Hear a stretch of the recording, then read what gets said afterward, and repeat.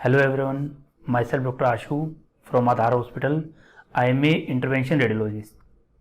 जैसा कि हम लोगों को पता है कि जैसे अगर हमें भी कभी भी कोई भी प्रॉब्लम होती है तो या तो हम हमारे फैमिली डॉक्टर को कंसल्ट करते हैं या फिर हम किसी मल्टी स्पेशलिटी हॉस्पिटल में जाते हैं और वहाँ जाकर हम डिफरेंट स्पेशलिटी के डॉक्टर्स के लिए हम अपॉइंटमेंट लेते हैं। जैसे कि अगर बुखार है तो हम फिजिशियन को कंसल्ट करते हैं, अगर कोई सर्जरी करवानी है तो हम सर्जन को कंसल्ट करते हैं, या फिर अगर कोई कैंसर है तो हम ऑन्कोलॉजिस्ट को कंसल्ट करते हैं, और अगर कोई पीरियड्स या कोई लेडीज़ की प्रॉब्लम है तो हम गायनेकोलॉजिस्ट को कंसल्ट करते हैं। वैसे ही मैं आज आपको बताने जा रहा हूँ इंटरवेंशन रेडियोलॉजी के बारे में। बहुत से लोगों को नहीं पता होगा कि इंटरवेंशन रेडियोलॉजी क्या चीज़ है या फिर ये कौन सी ब्रांच है। इवन इसका नाम भी इतना बड़ा है जो लेने में बहुत डिफिकल्ट है। इंटरवेंशन रेडियोलॉजी एक ऐसी ब्रांच है जिसमें एक डॉक्टर सिर्फ एक नीडल या फिर एक कैनुला के सहारे बॉडी में डिफरेंट ऑर्गन्स के अंदर जाकर बहुत सारे डिफरेंट डिजीज को ट्रीट कर सकते हैं या फिर उन ऑपरेशंस को हम कर सकते हैं। ठीक है, इसमें मोस्टली क्या होता है कि हमारे जो प्रोसीजर्स होते हैं वो मेनली डे केयर बेसिस पे होते हैं। डे केयर बेसिस का मतलब है कि या तो हम सेम डे ही पेशेंट को डिस्चार्ज करते हैं या फिर नेक्स्ट डे हम पेशेंट को डिस्चार्ज कर देते हैं। एंड जो हमारे प्रोसीजर्स होते हैं वो मोस्ट ऑफ द हमारे प्रोसीजर्स है हम वो लोकल एनेस्थीसिया में करते हैं। मतलब कि हमें उसमें एनेस्थीसिया की जरूरत नहीं पड़ती, हमें पेशेंट को बेहोश की जरूरत नहीं पड़ती है। तो हमें ना ही तो बेहोशी की जरूरत पड़ती है, ना ही उससे रिलेटेड हमें भूखा रहने की या उससे कोई रिलेटेड जो कॉम्प्लिकेशंस है उनकी जरूरत पड़ती है।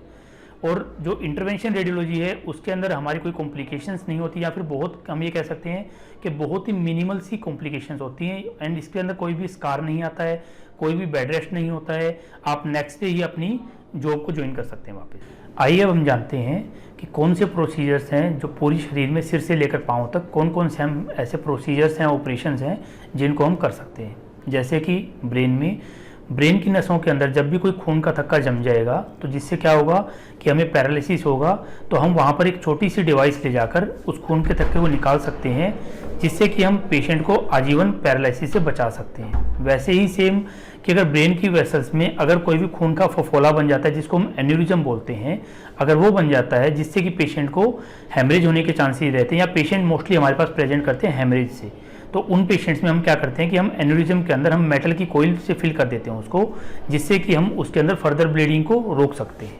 ऐसे ही सेम कि हम थायराइड के अंदर अगर कोई भी गांठ बन जाती है तो उसको हम बहुत ही एक पतली सी निडल डाल के हम उस गांठ को जला सकते हैं, जिसको हम थायराइड एब्लेशन बोलते हैं। या फिर ऐसे ही जिन पेशेंट्स को बलगम में खून आ रहा होता है उन पेशेंट्स में हम क्या करते हैं कि जो छाती की नसें होती हैं जो फूल गई हैं उन नसों को बंद कर देते हैं, जिससे कि पेशेंट को बलगम में खून आना बंद हो जाता है। जैसे कि पैरों में वेरिकोज वेन, या फिर वेरिकोज वेन में नसों का फूल जाना, या फिर पैरों की नसों के अंदर खून का जम जाना जिसको डीवीटी बोलते हैं, उन सब बीमारियों को हम ट्रीट कर सकते हैं। तो जैसे मैंने आपको जो अभी लिस्टेड जितनी भी बीमारियां बताई हैं, ऐसी और बहुत सी ऐसी मोर देन 90 डिजीज ऐसी हैं जिनको हम इंटरवेंशन रेडियोलॉजी के थ्रू हम ट्रीट कर सकते हैं, वो भी एक पतली सी नीडल के through, without any scar and without any complications. So आपको या आपके फैमिली मेम्बर्स को या आपके नॉन रिलेटिव्स किसी को भी इनमें से कोई भी इश्यूज़ हैं, कोई भी प्रॉब्लम है, ठीक है, तो आप अपने डॉक्टर से रिक्वेस्ट करें कि वो इंटरवेंशन रेडियोलॉजिस्ट को अप्रोच करें, सो दैट अगर मे बी हम आपकी हेल्प कर सकें और आपकी प्रॉब्लम्स को हम ट्रीट कर सकें।